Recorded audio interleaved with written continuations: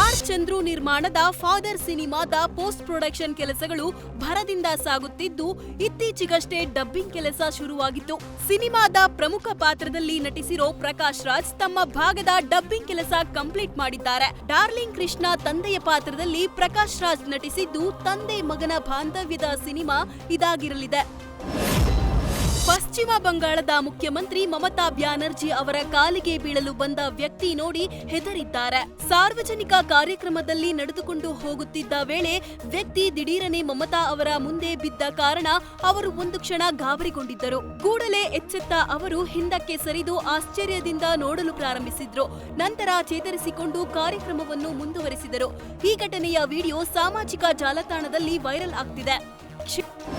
ಕ್ಷೇತ್ರ ಮರುವಿಂಗಡಣೆ ಬಗ್ಗೆ ಲೋಕಸಭೆಯಲ್ಲಿ ರಾಹುಲ್ ಗಾಂಧಿ ಮಾತುಕತೆ ನಡೆಸಿದ್ದಾರೆ.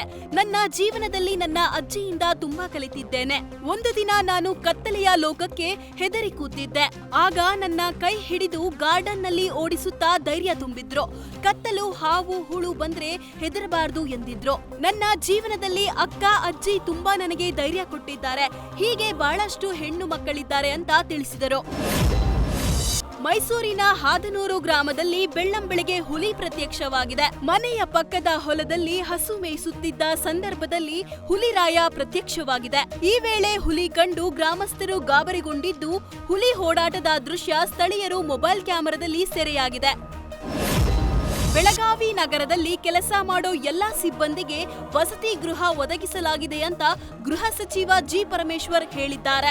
ಗೋಕಾಕ್, ಕುಲಗೋಡು, ಸಾಂಕೇಶ್ವರ ಎಲ್ಲಾ ಕಡೆ 67 ಕೋಟಿ ರೂಪಾಯಿ ಯೋಜನೆಗೆ ಇಂದು ಚಾಲನೆ ನೀಡಿದ್ದಾರೆ. ಡಬಲ್ ಬೆಡ್ರೂಮ್ ಮನೆ ಬಹಳ ಚೆನ್ನಾಗಿ ಕಟ್ಟಿದ್ದಾರೆ.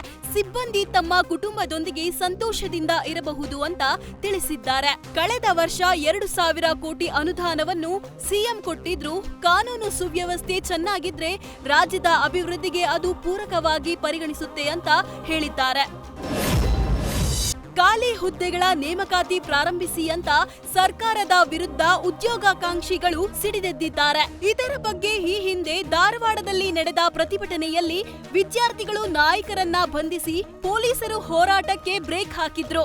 1 ವರ್ಷ ಹೋರಾಟ ಮಾಡಬಾರ್ದು ಅಂತ ವಾರ್ನ್ ಕೂಡ ಮಾಡಿದ್ರು. ಆದರೆ 1000 ಕೇಸ್ ಹಾಕಿದ್ರು.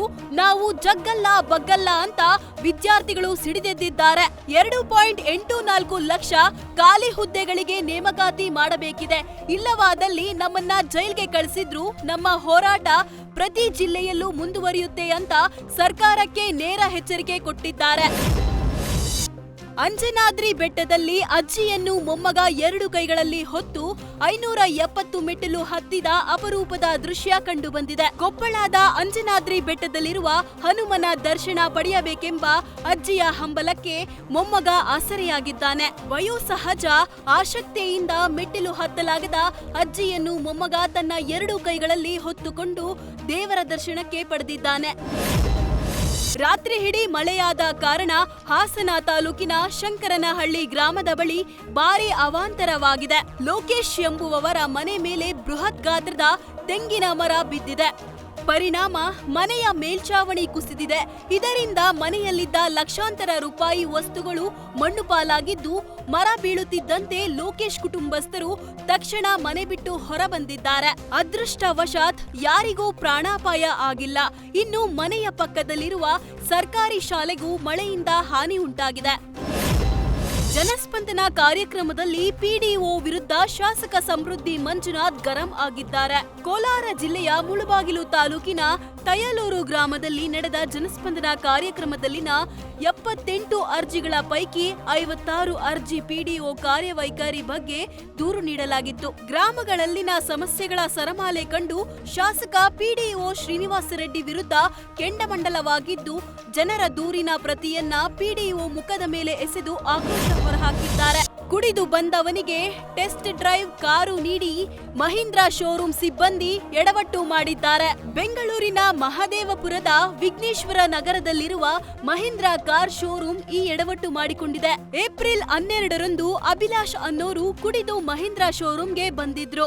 ಈ ವೇಳೆ ಅಭಿಲಾಷ್ ಕಾರನ್ನ ಟೆಸ್ಟ್ ಡ್ರೈವ್ಗೆ ತೆಗೆದುಕೊಂಡು ಹೋಗಿ 4 ವಾಹನಗಳಿಗೆ ಡಿಕ್ಕಿ ಹೊಡೆದಿದ್ದಾರೆ. ಇತ್ತ ರಮೇಶ್ ಎಂಬುವವರಿಗೆ ಕಾರು ಡಿಕ್ಕಿ ಹೊಡೆದ ರಭಸಕ್ಕೆ ಅವರ ಕಾಲು ಮುರಿದಿದೆ. ಸದ್ಯ ಪ್ರಕರಣ ಸಂಬಂಧ ಕಾರು ಚಲಾಯಿಸಿದ ಅಭಿಲಾಷ್ ವಿರುದ್ಧ ಮಹದೇವಪುರ ಸಂಚಾರಿ ಪೊಲೀಸ್ ಠಾಣೆಯಲ್ಲಿ ಎಫ್ಐಆರ್ ದಾಖಲಾಗಿದೆ.